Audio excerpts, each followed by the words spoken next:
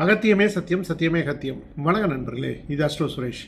இன்றைக்கி நம்ம பார்க்க போகிற ஒரு ஜோதிட பதிவு, அதாவது ஒரு நிமிட ஜோதிட பதிவு என்ன அப்படின்னா, ஒருத்தருக்கு ஏழாம் இடத்தும் களத்திரஸ்தானத்தில் ராகுவும் சந்திரனும் இணைவு பெற்றிருக்கு. இதற்கு என்ன பலன்கள் சொல்லலாம் அப்படின்னு பார்க்கலாங்க.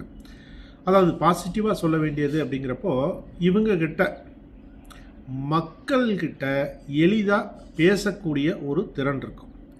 விற்பனை செய்யக்கூடிய எந்த ஒரு பொருளை கொடுத்தாலும் இவங்க ஈஸியாக மக்கள்கிட்ட விற்பனை செய்து விடுவார்கள்.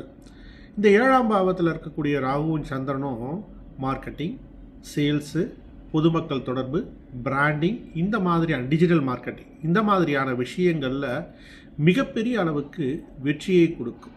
ரொம்ப சிறப்பாக செயல்படுவாங்க. இதற்கு இன்னொரு விஷயம் எப்படி சொல்கிறது அப்படின்னா, இவரும் மற்றவர்களிடம் கொஞ்சம் அதிகமாக பொய் பேச வேண்டியது இருக்கும். மற்றவர்களும் இவரிடம் கொஞ்சம் பொய் பேசும் தன்மை கொண்டவர்களாக இருப்பாங்க. அதுக்கு தகுந்த மாதிரி அவங்களுடைய மனநிலைமையை எளிதாக புரிந்து கொண்டு ஈஸியாக அதற்கேற்றபடி விற்பனை செய்து விடுவார்கள். ஆனால் இந்த இணைவு உள்ளவங்களுக்கு ஒரு பிரச்சனை என்ன அப்படின்னா, நிறைய சந்தேகப்படுவாங்க, நிறைய யோசிப்பாங்க, தேவையில்லாத பயம் வந்துக்கிட்டே இருக்கும்.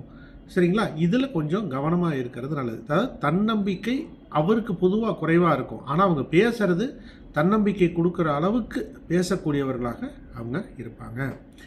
நண்பர்களே, உங்களுடைய ஜாதகத்தை முழுமையாக ஆய்வு செய்யணும்னாலோ இல்லை ஜோதிடம் வாட்ஸ்அப் மூலமாக கற்றுக்கொள்ள வேண்டும் என்று விரும்பினாலோ என்னை தொடர்பு கொள்ளுங்கள். ஜோதிட வகுப்பெல்லாம் நம்ம எடுத்துகிட்ருக்கோம். அடுத்து இந்த சேனலை சப்ஸ்கிரைப் பண்ணிக்கங்க. அப்போ தான் நான் போடக்கூடிய வீடியோக்கள் உங்களுக்கு உடனுக்குடன் வந்தடையும்.